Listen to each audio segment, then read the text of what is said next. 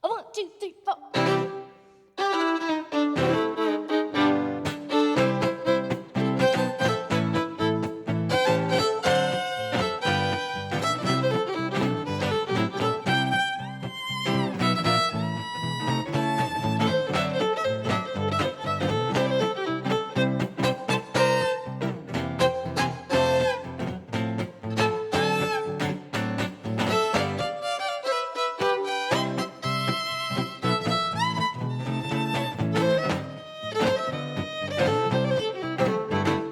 I can't dance, got ants in my pants, ants in my pants. I can't dance, I got ants in my pants. Oh, there's a cat in the neighborhood, Better watch that cat, 'cause he ain't no good. What'd I do? What'd I do? What'd I do? What'd I do? What'd I do? What'd I do? What'd I do? Little-I-da-do. I can't dance, got ants in my pants, ants in my pants. I can't dance, I got ants in my pants.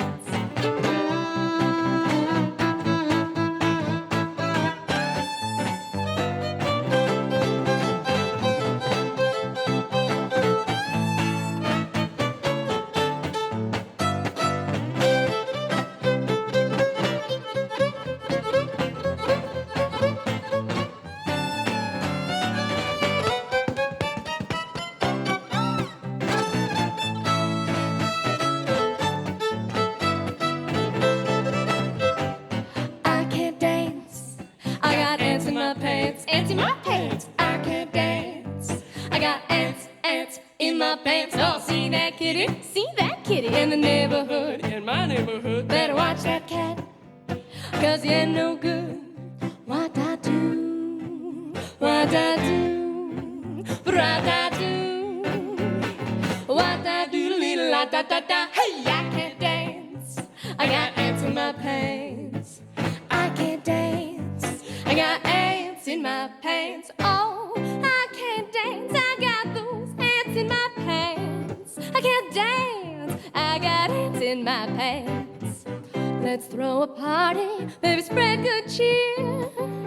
You bring the hot dogs and I'll bring the beer. Roseanne, oh Z, oh my, here's the reason why. Oh, I can't dance, I got those ants in my pants. I can't dance, I got ants in my pants.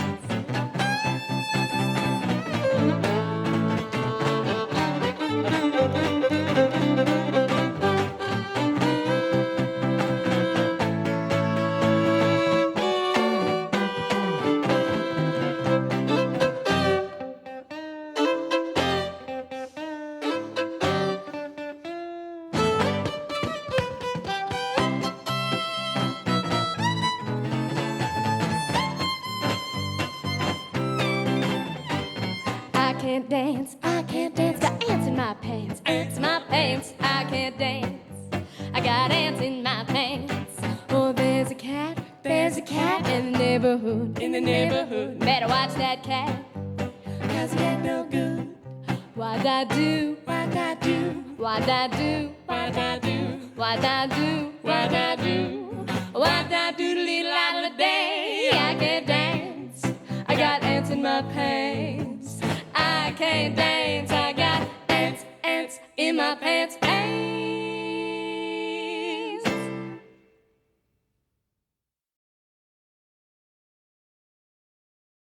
Hello, friends. Welcome to the Myrna Soundstage. I'm here with Johnny Reedy, Brigid Reedy, and Randy Rieman. I'm going to indulge myself here, and I usually do not do this how you met, when you met thing. But I'm going to ask Brigid Reedy if she remembers when we played together the first time. I'm pretty sure up in the mountains at Good Medicine. Mm-hmm. And that's years and years of this going on. There's a great tradition here of all these wonderful fiddlers picnics throughout the summer, and Good Medicine was one of my favorites. Since I was tiny, I would play for probably 18 hours straight, have to be reminded to eat, and it'd be with wonderful friends, and just until the sun goes down, and way after that. And sometimes when I was finally dragged off to sleep, I could still hear, like, reverberating through the ground and up into my chest, the bass, boom, boom, boom, boom, off into sleep, and wake up, and some of those old-time fiddle guys would just be still sitting there, like, as if it was just as regenerative to just keep bowing that easy way, and they didn't need to sleep at all, you know. So that was a pretty important part of my childhood. Well, I remember playing with you for the first time, and I remember us going off by ourselves, just violin and bass. And your mom was there because she has to be there to make sure that nobody's a creep. And she was standing, though, far enough away. And I threw you some of my tunes that you'd never heard before. And you're about 12. And pretty soon, people are going to have to, like, quit talking about that you're young. Like pretty soon, people are Because I'm just... actually 85. Nobody knows. on the inside. on the inside, you're 85. But pretty soon, we'll have to stop saying that you're great for your age, and we'll just have to start saying you're great. But you're about 12, and you set right in on songs you'd never heard. You have to know how to do it, and she knew how to do it. That's what I remember. You. Yes. My brilliant Johnny. Johnny. You were about, you were shorter than a guitar. Well, he was but a babe in arms. The guitar was like, you were playing a guitar like this. And you had about 3 chords at the time. And then I met you again 3 years later, and you had all of the jazz chords. So I never asked this kind of question, but how'd you learn to do all that at a young age? Like, did you take lessons? Did you watch on the YouTubes? How did you figure out how to play all this jazz stuff? He went to the Crossroads. Well, yeah. Well, what can I say? I mean, Did he sell his soul to sorry. the devil? I don't like to talk about it. But a nice little story I like to tell. So just like Brigid was saying, you know, with these great fiddle congregations and of this music here in Montana, there's this great music camp up in Monarch, Montana. Oh yeah, I know about that, yeah. Oh yeah, absolutely. And so they get these great musicians from all over the place. And I was thinking, because I had learned some chords from Daddy-O, from my dad, so I had a pretty good idea of kind of what I wanted to do. And then it was like, you know, bring him to the camp. And there's this great guitarist, Mike Dowling, who's just like this great swing guitarist and does all this stuff. And so I was there, I took one of his classes for a week or so. Everyone else, might I add, was in the 45 to 65 range, and here is 8-year-old Johnny with perfect rhythm and just laser focused on Mike Dowling, soaking in everything. He just got this system of swing chords and this approach to all of this stuff that just completely clicked for me. So that just after a week, I would just go home and I could just noodle on all this stuff. I would get better, I could come back next year. So there was just like most of all my everything was just a week or two, you know, every year. Cumulative, like, a week this summer, a week the next summer. Yeah. But then it just continued to get him rolling so that he could hear things and apply them immediately. To the point when it could just spread to everything. And that's been really great. Because I took a guitar lesson one time, and it didn't work. Oh, no. 1, 2, ho, ho!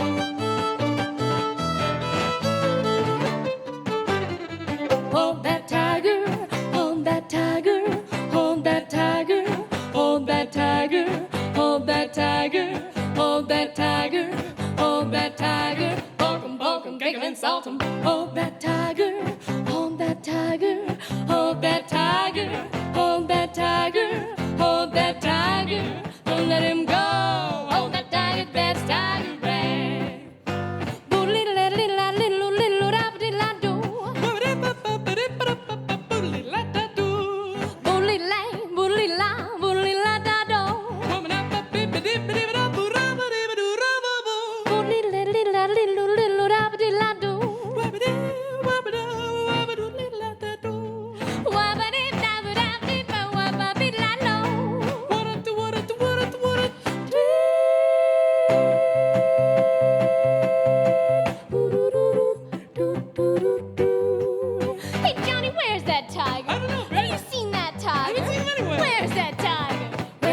that you know good tiger. Where's that tiger? Here's that tiger. Where's that tiger? Here's that tiger. Where's that tiger? Here's that tiger. Where's that tiger? No, no, no, no.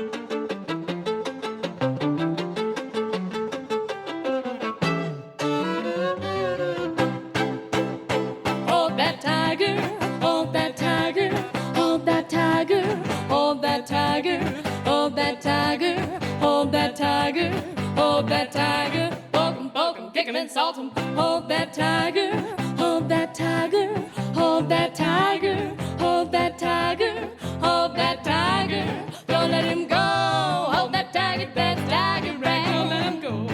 Hold that tiger, that's tiger rag. Don't let him go. Hold that tiger, that's the tiger rag.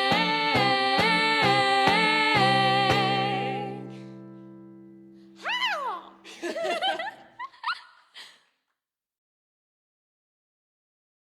So, Randy, do you know these people? Yes, I do. How do you know these people? We first met at Elko at the National Cowboy Poetry Gathering, and I've watched them since they were quite young and watched them mature as people and as musicians, and it's just been a wonderful time. Yeah. I want to ask you about cowboy poetry because I don't know anything about cowboys or cows or horses or cowboy poetry, Perfect. which is a nice place to be when you're asking somebody a question. You bet. How did you get into it? What do you like about it? This is a three-part question. Okay. And what do you see your role in it? Well, I was born with a cowboy fetish, I think. Just anything cowboy was my interest, even from a really young age. And my granddad he was a Midwest farmer when I knew him, but he was a German immigrant who worked as a cowboy at one point in his career before he became a farmer. And I had these photographs in my life of my granddad horseback, had a pair of spurs and a pair of wrist cuffs that were his. And so just anything that had anything to do with cowboy, I was interested in it. And in studying and reading Western literature, I ran across lots of cowboy poems. For example of the great Western artist Charles Russell. Charlie wrote a lot of cowboy poetry. And so I just got more and more interested in the West and made a study of it and found these great out-of-print books of Western verse. And for a lot of folks who might be familiar with Robert Service's poetry, storytelling, rhymed and metered poetry, but might not know about cowboy poetry, that's the closest poet of popularity that I think maybe reflects the cowboy world too. It's rhymed and metered storytelling. And so fast forward years, in 1985, they had the first National Cowboy Poetry Gathering. Wasn't actually called that then, it was just a cowboy poetry gathering. And some folklorists, a guy named Jim Griffith and a man named Hal Cannon and Liz Deer from here in Great Falls. I've met Hal. He's a songwriter himself. He is, great musician too. Mm-hmm. They knew about this body of work that was birthed by the cowboy culture and the ranch culture. And so they said, wouldn't it be great to have celebration of that, and that's when it all started, and that's about the time I got involved with the public presentation of these cowboy poems. In 1915, a man named Charles Badger Clark published a book of cowboy poetry called Sun and Saddle Leather. And that was 106 years ago, and that book is still considered one of the best examples of a collection of cowboy poetry. And the very first poem in that book is a poem called Ryden, and this is it.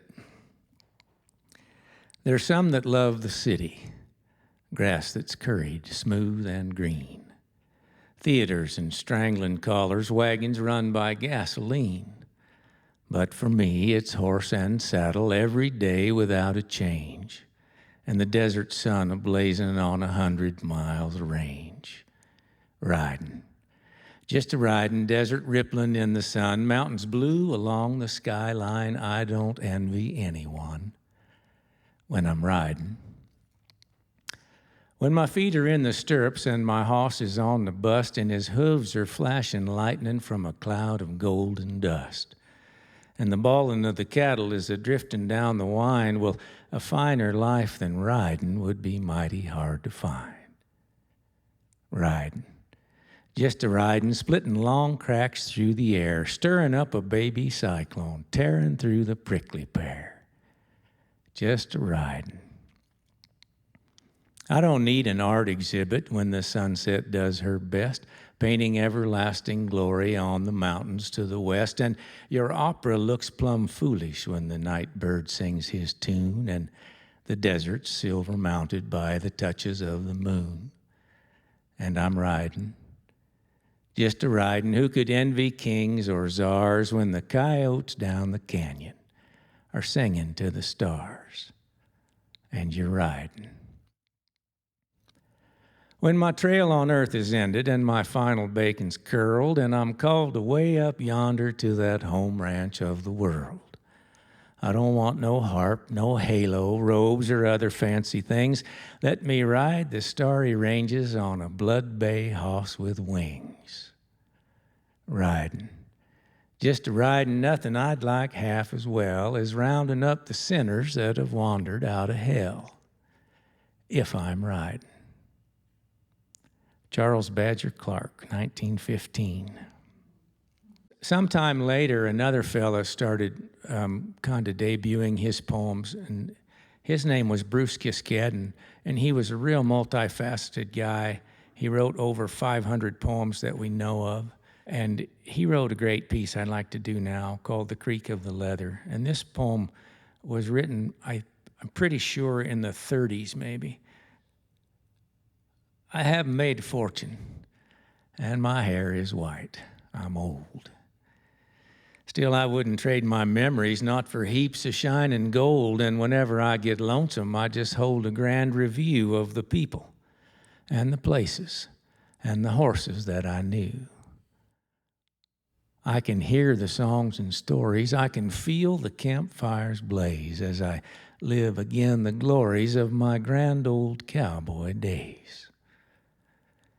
Now, it's likely that you can remember a corral at the foot of a hill, and a morning along in September when the air was so quiet and still that the frost lay as light as a feather. The stars had just blinked out and gone.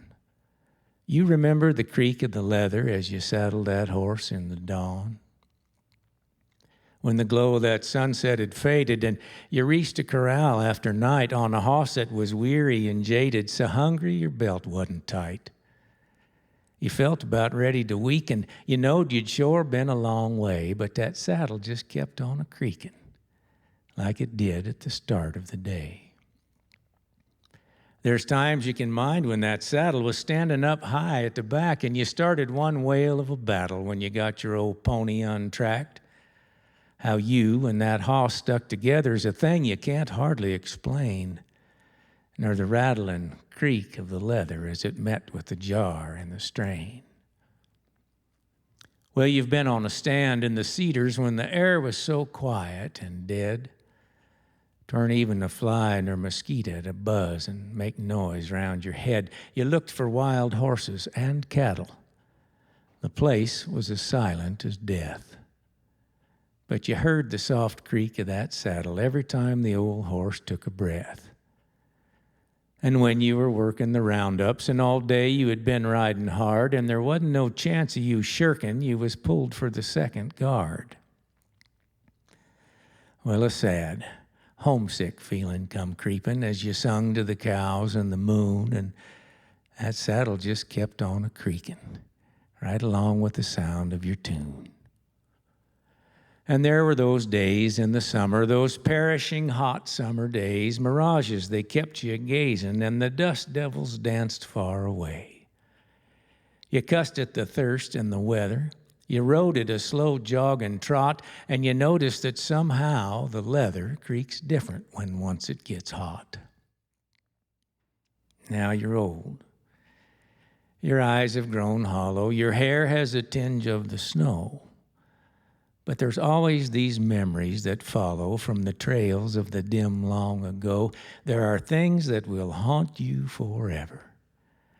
And you notice that, strange as it seems, one sound, the soft creak of the leather, weaves through all of your memories and dreams. Bruce Kisked.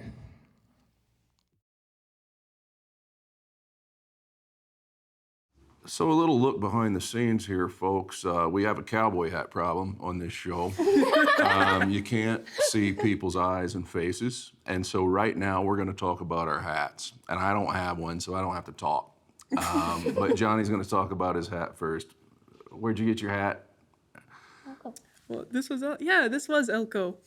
I was in need of a new good hat because otherwise you just wear them into the ground. Well, that's the thing, is that every year, when we would go to the National Cowboy Poetry Gathering, it was not only, the mecca for us artistically and culturally, but it was also our yearly dose of new gear. Absolutely. New pair of pants. If I'm going to be on stage, Yeah. maybe I should have a pair of pants. A new wild rag. Maybe this hat has been serving me really well. We try to salvage it in the days leading up to it. Maybe we go on over to that great store, Capriola's, and see if they can fix it up for you. And if not, probably need a new hat. Where'd you get your hat? And This do you one's, like it? I think, Great Falls. And this is a class, and my dad has been my hero my entire life.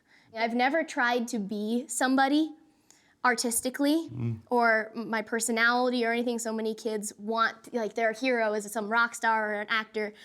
The closest I've ever gotten to wanting to be anybody was my dad. He had this exact same hat.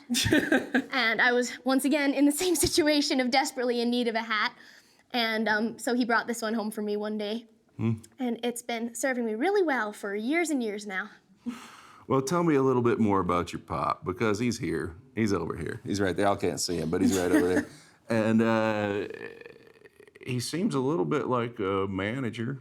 And a little bit like... No? No. Yeah, he's It's your only man. because Johnny has reduced him to that with I'm his sorry, guitar. Dad. No, No. for my entire life, I was playing with my dad. Yeah, He's I a remember. guitarist, Yeah. guitarist, singer-songwriter, poet, photographer, horseman, so many things that I am deeply passionate about originated from him bringing me up with them. And yes, at this point, I'm still very dependent on his presence in my artistic life. I thought so. So I want to talk a little bit about, or ask a little bit about your musical style and kind of this, is it country, is it jazz, is it old time? I mean, what are you borrowing from? Right. What are you doing? Well, there are really only two kinds of music, good and bad. And we love good music. And we look for it constantly. And we always have our ears open, and we're in a constant state of picking something out of here, of hearing something and really liking it and incorporating it into what we do. I think being brought up in Western culture, in a Western landscape, surrounded by horses and cattle and these cultural things that have shaped us, we can't help but, just like Bob Wills was listening to jazz music, and it was Western swing because they were Western people playing for dances with certain instrumentation, with a certain background, that's how that music was born. That we're very much that same sort of situation, that we really come from a specific place and a specific background, and therefore everything that we do is pretty much cowboy music or Western, or has that influence, even if it's a song in French, or if it's an obscure jazz, just pure jazz from New York City in 1920s, or a mariachi tune or something, because we love it all. But once it goes through our filter, it's us. Yeah, of course. I mean, I thought of Bob Wills hearing your music. You almost went, oh. And they told Bob Wills never to do that. And Bob Wills said basically, Pack them up, boys. it's my band. I'll do what I want to. I love that story. There's someone who's gonna You know? like it. Pack up your instruments, boys. We're going down the road. Yeah. And that's definitely something that I think happens to Johnny, that when we're really getting rolling, he loves it. He can't help but go, yeah, or ah. Well, people just want to see people having a good time. Yeah. And that's what it is for us so much. We really, really deeply love this. We're an incredibly close family. For many years now, we've all lived in a little bunkhouse, 600 square feet, sleeping in one room, a whole family, playing music at the ends of the beds. I think that y'all should build your own little cabin off to the other side of that cabin. We're working on it. We're working Get up on to it. about 1,000 square feet or something. Hey, I mean, it's a great idea. That's just what we're working on right now. yeah. Oh my goodness. 600 square feet. You got to get out Or, of there. you know, though, when we laugh in there, because we have instruments all along the walls because there's not enough room under our beds. And when we laugh, it all rings in all the instruments, and it's a really pretty beautiful thing, It I is think. amazing, really. We have all the instruments on the walls because there's not enough room under our beds. Pretty good. This is a song that Johnny and I have just been writing this week, actually. And for seemingly no reason, it is in French, but that'll make more sense anon. Not many French cowboy songs. Moi, toi, nous sommes marchés dans la nuit. Tes bottes sont faites pour monter, mes bottes sont faites pour danser. C'est ce qu'elle m'a dit. C'est ce dont je rêve. Elle a aimé mon petit cheval. Elle pouvait lire les récits dans ses yeux. C'est seulement mon ciel avec des ailes. Mon petit cheval et moi pourrions arriver à elle si vite. Moi, toi, nous sommes marchés dans la nuit.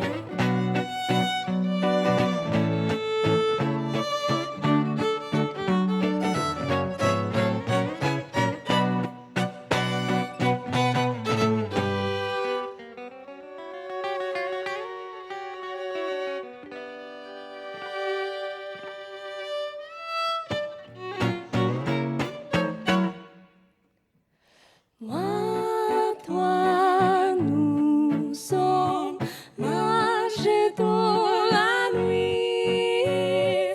Tes bottes sont faites pour monter, mes bottes sont faites pour danser. C'est ce qu'elle m'a dit. C'est ce dont je rêve. Elle a aimé mon petit cheval. Elle pouvait lire les récits dans ses yeux. C'est seulement mon ciel avec des ailes. Mon petit cheval et moi pourrions arriver à elle si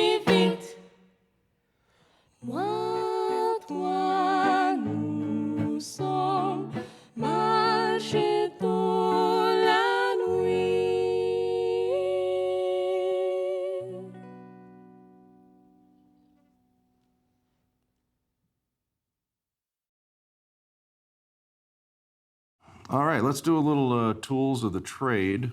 Randy, you're a poet and a reciter of poetry, so there's not a lot of tools associated with that. If you had like a quill pen or something, I could ask you about that.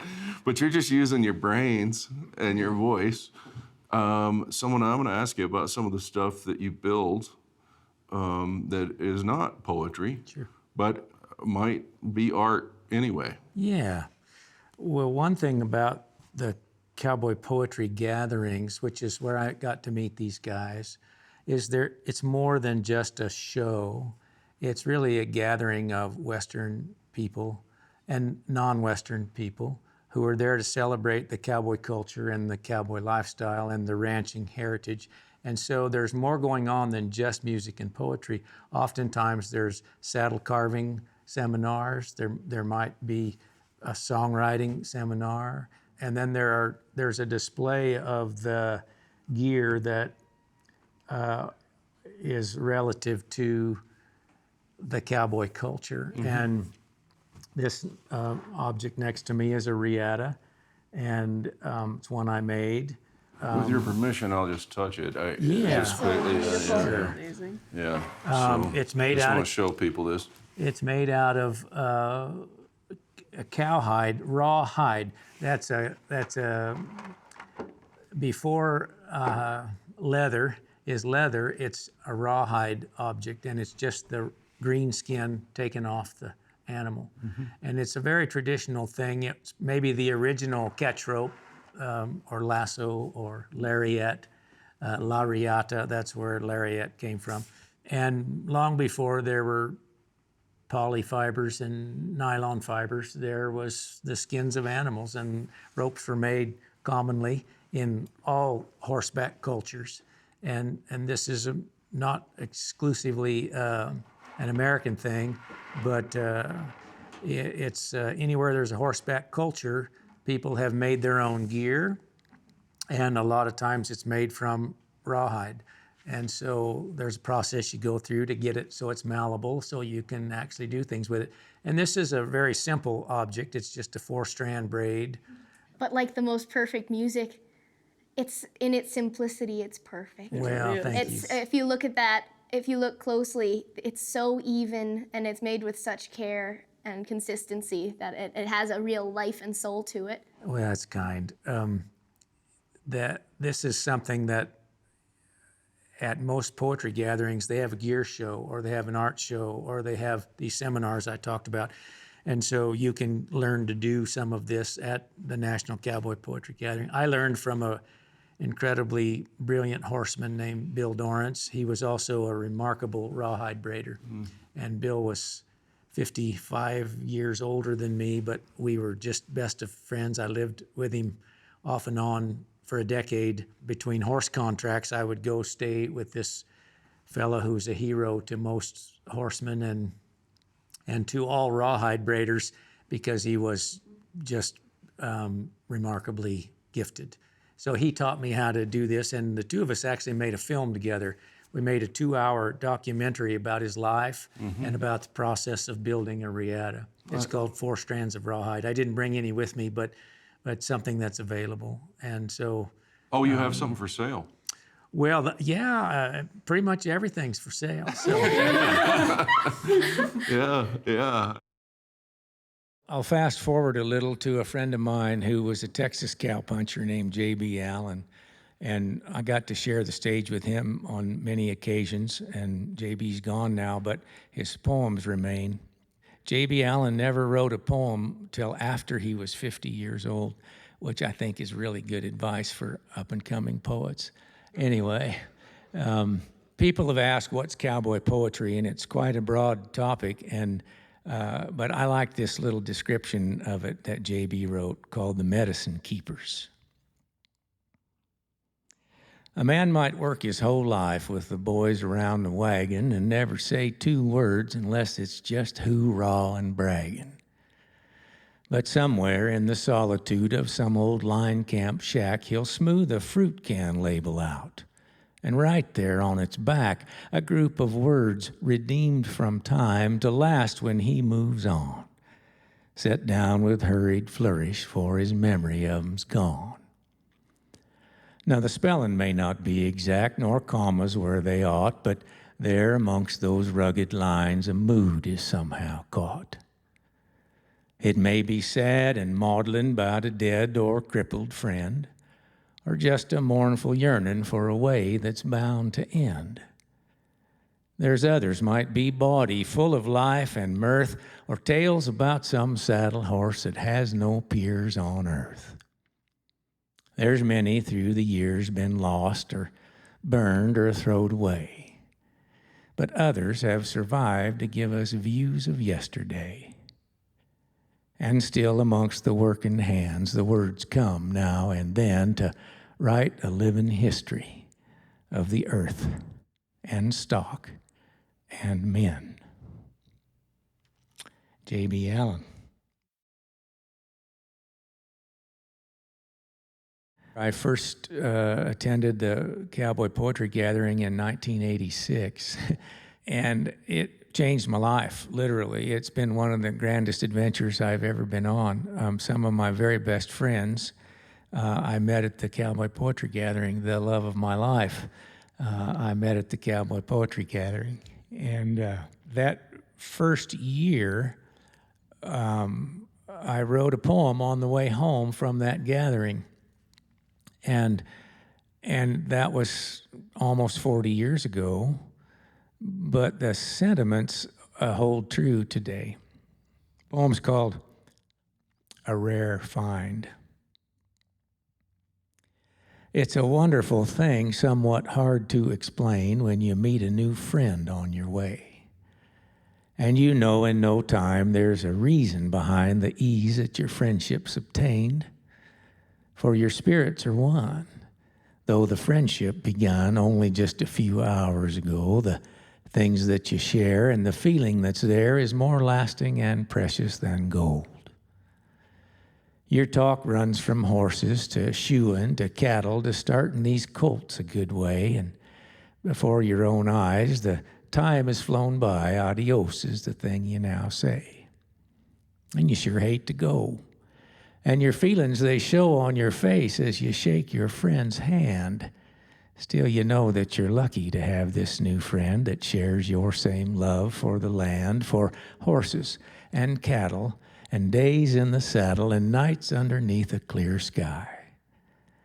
A sameness in spirit that goes beyond words.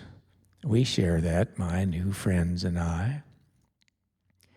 As I lift up my head from my old canvas bed, I thank the good Lord for his care. And for my new friends, hope we'll soon meet again, for I know we have much more to share.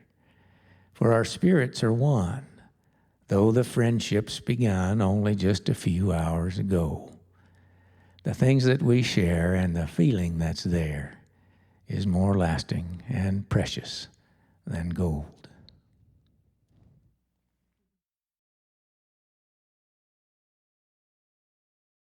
You've got a record coming out, or is it already out? It is This out record's in the world.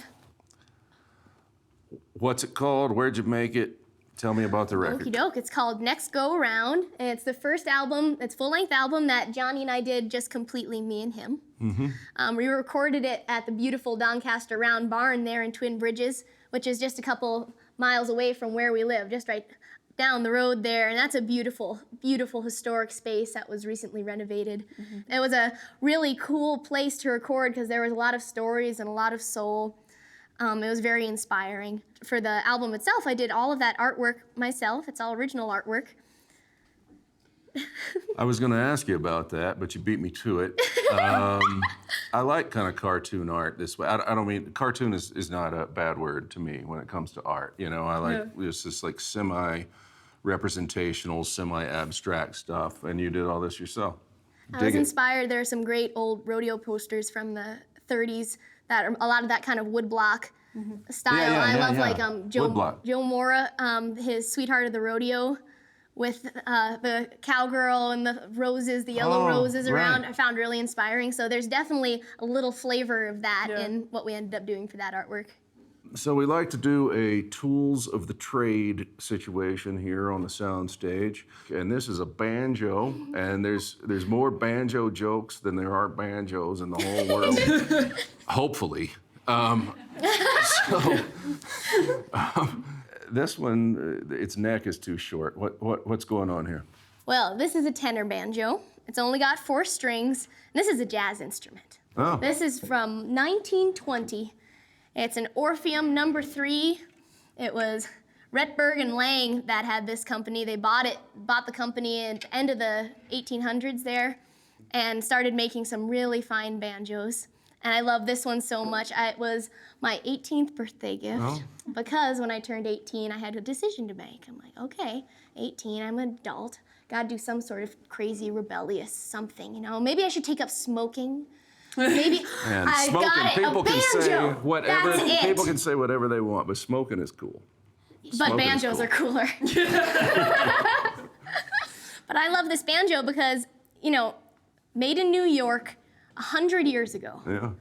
And it came to me in Montana, and it is so Western to me. It has this beautiful carving on the heel here that looks like saddle carving. It has this inlay along the back that looks like a rope.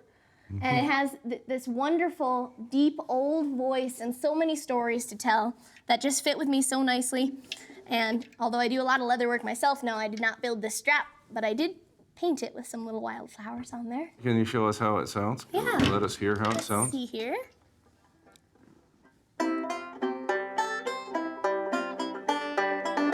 Oh. Wildwood Flower or Reuben James, both the same tune, right? Yep. I love this banjo. It also has a beautiful fleur-de-lis on the back of the headstock here. And the fleur-de-lis is sort of special because it's something I share between me and my dad, that when he first met my mom and they fell in love, of course, it's because of my dad's voice. That he was singing and she came up to him after the show and said, "Your voice melts my soul." And he worked at a radio station at the time, and she brought him a bouquet of beautiful iris flowers. And that's what the fleur-de-lis is an iris. And so I always found that to be one of the most romantic, beautiful, musical flowers my whole childhood. So many of our instruments that we have or that he's given me have a fleur-de-lis somewhere. Now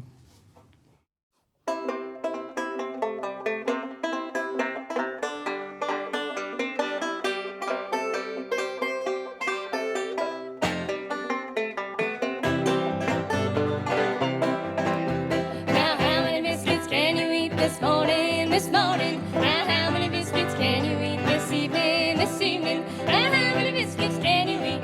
44 biscuits, ham on meat this morning for breakfast so soon.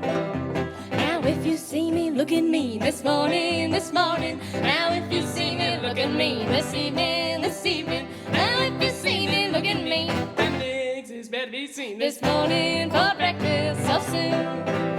Now bring that coffee good and hot this morning, this morning. Now bring that coffee good and hot this evening, this evening. Now bring that coffee good and hot. Better bring more biscuits out this morning for breakfast so soon.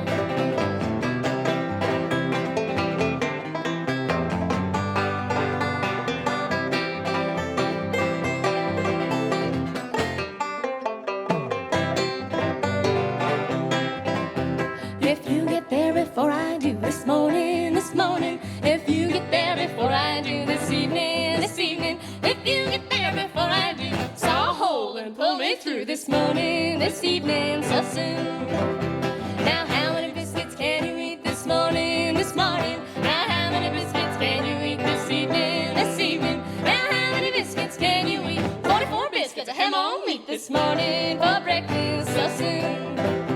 This morning for breakfast right now.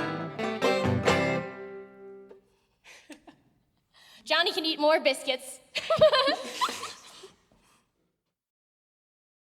I asked you to do one of your own poems today, but mostly you recited poems that other people made up. You bet. You bet. And like, I'm not going to stand up in front of people and play a Beatles song worse than the Beatles play it. I've always wanted to play my own stuff, but you see your role a little bit differently in this tradition. I do. And I do my own material from time to time, but what happened initially in the cowboy poetry world was everybody were celebrated the traditional stuff, stuff that was written between 1880 and 1950. And so the first few years, most everybody recited what we consider traditional classic cowboy poetry. But then folks started writing their own, and some people already had been, like Wallace McCrae or Paul Zarzinski or Joel Nelson or, J.B. Allen. And they'd been writing for years, and so they were writing really good stuff. But a lot of folks that jumped on the bandwagon might not have reached that level of quality. And so what I felt like was I loved those classic pieces. All the men who wrote them were gone, and I wanted to keep their voices current, their words current. And so I really do far more classic traditional stuff than I do the things that I've written. Yeah. I want to talk to you about meter and rhyme and the clickety-clack of reciting poetry that you didn't write. Is it natural for you just to say something in a certain meter and or do you have to think about it?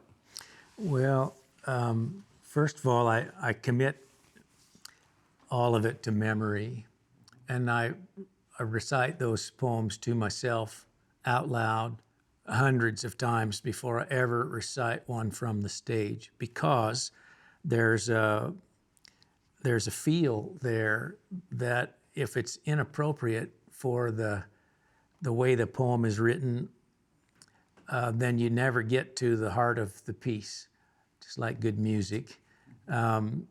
For me, I want to recite that piece so that the audience hears how the poem makes me feel on the inside, not with dramatic tricks, but just with pacing and cadence and dynamics. And so there are lots of poems that need a quick pace, and the dynamics are really powerful. There are others that need a slow pace, and the cadence is completely different, and the dynamics are far more subtle. And so what I'm trying to do is search through the piece and find out how can I say it so that the audience gets it, so that they feel it the way it makes me feel.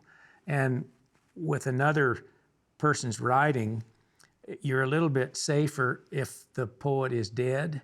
And so nobody's haranguing you afterwards about that's not how I say it. And so I do a lot of dead poets' work.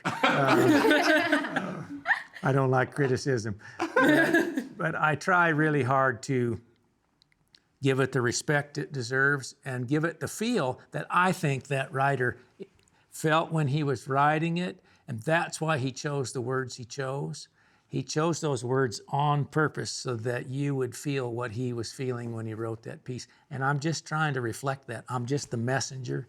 I'm not the message. Yeah. Yeah. I'd like to do another piece by one of my favorite Australian poets. Sadly, he's gone now too, but happily his poetry remains. His name was Milton Taylor. He really had a passion for the great Australian traditional bush poetry, but he wrote great contemporary pieces too that went way out beyond the Australian tradition of bush poetry or the cowboy culture. A poem for the world, really, called Memory Lane. He stands by the doorway, and try though he might, he cannot recall, should he turn left or right. Puzzled, he pauses alone in the hall, and he wonders why ever he waits there at all. Till a nurse comes to free him from further despair, and gently she guides him to sit in his chair. It's happened before. It will do so again, for he's taking wrong turnings down memory lane. He is ceaselessly combing the files of his mind, searching for answers his brain cannot find. angrily cursing with muttered vexation and finding no comfort to ease his frustrations. Speaking a language that none comprehend while suffering from damage no doctor can mend. And I watch him and think that it's surely a shame that he's taking wrong turnings down memory lane. I pull up a chair and sit down by his side, and I hope he can't see how I'm hurting inside, and praying that this time somehow he might see his visitor clearly and recognize me. I watch as he struggles with time and with space to give him a clue as he looks at my face. Then he smiles as he tries to remember my name. He's fumbling and stumbling down memory lane. So I think of the old days, the good times we had when I wasn't a stranger, and he was my dad. I choke back my tears, and my heart churns with pain as I watch him struggling and lapsing again. It's an ongoing battle he fights every day, looking for signposts to show him the way, but those signposts are smudged out, covered with stain, all facing the wrong way down memory lane. Well, he whistles his sheepdog, then orders her back, and he gropes for a stock whip he wishes to crack. Not finding it, whispers, "They're all thieves in here. They ransack me room and they pinch all me gear." Well, I'll borrow some horses from Nugget or Roy. I can't stay to talk now. I gotta go, boy. There's a drover's mob waiting somewhere in his brain while he musters the stragglers down memory lane. When my visit is over, I kiss him goodbye, resenting the lost, haunted look in his eye as he looks for the way home he won't find today, with dead ends and cul-de-sacs blocking his way. So I think of the old times I had as a kid, reviving the joys of the good things we did. And I'm thankful that my path is clear-cut and plain, and I don't take wrong turnings down my memory lane. Milton Taylor.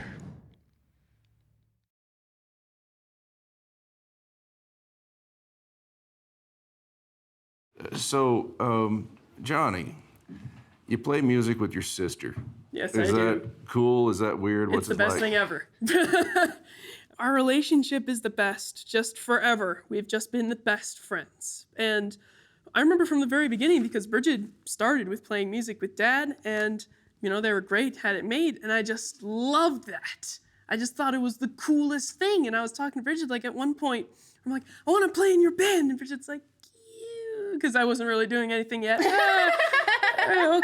I'm like, First you have to play an instrument. I'll be your tour bus driver. I had to be in on the scene. What's cool for me is that I'm not just playing with him because he's my brother or because he's all I've got around. That I could search a lifetime to find this good a match musically. I'm just lucky to have found such a great pair. Well, I think you are lucky. And the thing that I haven't mentioned yet that strikes me is the harmonies. Y'all are really good singing together. Thank you. Yeah. And the arrangements are cool. You're not just winging it away. You're not just wailing it away. We are really big into arrangements. We do all of our own arrangements because since we gather things from so many, different areas, we're very much a product of the folk process. Yes. That we'll hear something on the radio or we'll hear something going down the road and it'll be in our heads, but since evidently we don't know about technology, we get home and we play it and it starts being a different thing immediately That's because right. we stitch together all of these little bits. We've when we played Ants in Our Pants or whatever. Right. There are 5 or 6 different versions of that song that we've heard throughout our lives, and we liked this part and we liked this part, and it all comes together. We're 2 people, we're 2 voices, but we want to sing songs that have a lead singer and background singers. So what if there's a horn we have section? to figure out how. Oh, right. Or we have a lot of music we love that has a full horn section, and we have to figure out how to get that same drive out of a fiddle and a guitar. And you sing it. You sing the lead, Brigid, and then you sing the echo Right. as well, To because kind there's of nobody create, else sitting there. To create there's nobody else there 2 to do it. personalities. Right. Yeah. To have that really confident, like that great, cool jazz singer in the front. But then Johnny and I always love the little guys in the background going, "Ants in my pants." So they're also the ones that are going to be adding Bob Wills style, extra little things throughout the whole song that kind of give it this extra excitement and secondary energy. characters. Well, y'all are good players. Thank you. Thanks. Yeah. Friends, I don't want it to end because I'm having too much fun, but it's got to end sometime, and now is that time. I got Johnny Reedy here, I got Brigid Reedy, I got Randy Rieman. They've come over here for you, and I appreciate y'all being here today. Thank you so much. It's been a pleasure. It's been amazing. Well, we're going to do a neat old fiddle tradition for you now called Fiddlesticks. And it seems like a nice homage to my great friend and teacher of many, many years, Mike Williams, here in Helena. Here's an old-time fiddle tune for you, Mike.